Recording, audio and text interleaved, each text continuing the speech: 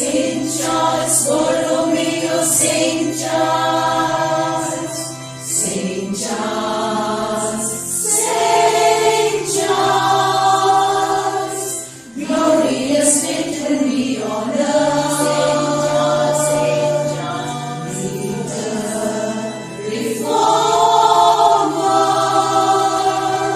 Church is in wonder of your peace.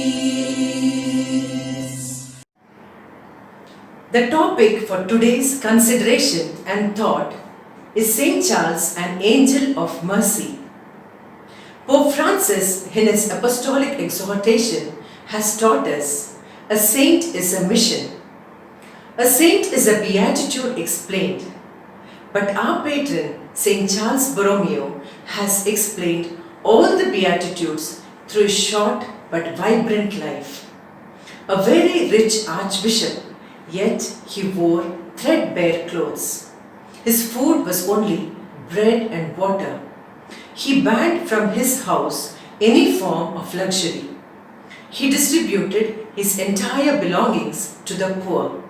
A deeply merciful person, indeed an angel of mercy. The apostle of mercy must be a man of his time. He must study the needs, precisely plan the strategies and execute them. In Milan, his works of mercy was extended to a wider field. He provided shelter and rehabilitation for the wayward women, beggars, widows, orphans and girls exposed to great moral dangers. Numerous institutions of mercy took shape. He distributed his income among the needy institutions. Every month, he was given a list of poor people to be taken care of. Such was his practice in normal years. But when some calamity afflicted his people, his generosity knew no bounds.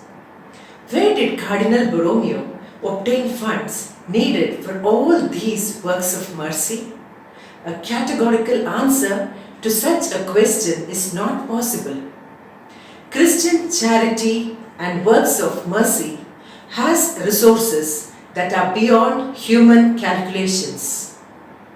Intense love does not measure, it just gives, says Mother Teresa of Calcutta, another angel of mercy.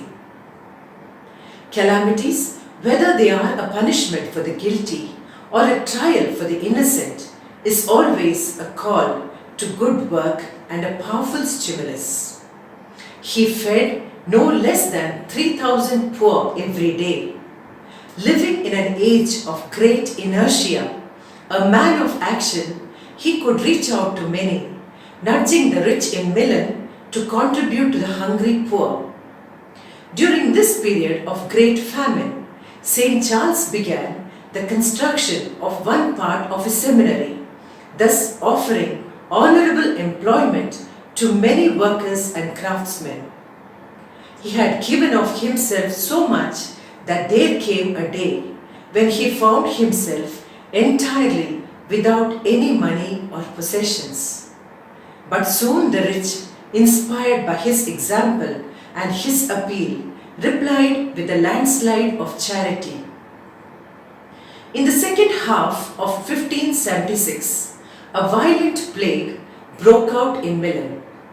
Affected people were forced to be admitted in the hospitals into which neither the civil authorities nor the doctors ever set foot in. After some protest, Cardinal Borromeo obtained permission to enter the hospital. Think of our situation during this period of COVID-19. Would we really dare to visit those quarantine hospitals? It is said that doctors would walk outside the hospital, but employ somebody to go from room to room, visiting the sick, reporting their condition to the doctors through the window. With such courageous doctors, the disease increased and spread rapidly. But St. Charles was always present where necessity demanded. In those sad days, not only was the contagion contagious, but His good deeds were happily contagious. The other religious and the priest were spurred on by his courage and braved every danger. Cardinal Borromeo would visit the plague-stricken with whatever they needed, whether spiritual or material. So they nicknamed him as the Angel of Mercy. He was most merciful to his offenders. He immediately pardoned one person who made a caricature of him. He forgave the person who shot him and even tried to mitigate his punishment. He refused to investigate the plot against him, and he burned the documents sent to him regarding the plot. He forbade his administrators to continue a lawsuit against somebody who owed him a huge sum of money. He served the poor with his own hands and cared for them. It was his mercy that touched the hearts of the people of Milan. His funeral, which was planned in the morning, took place only at 9 o'clock at night for the sake of the people who were crowding from all corners of the city. The whole Milan wept at the loss of their angel of mercy. Let us, in our turn, follow this angel of mercy, our patron, St. Charles, and not settle for a bland and mediocre existence. Let us spend our lives being merciful to all we can, in all the ways we can, and as long as we can. Thank you. O saintly reformer, Saint Charles Borromeo, move us to love and transmit only goodness and kindness of Jesus.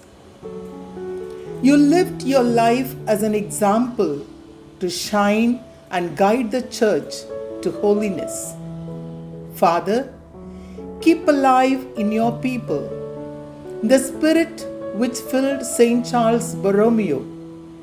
Let your Church be continually renewed and show the image of Christ to the world by being conformed to his likeness, who lives and reigns with you and the Holy Spirit forever and ever.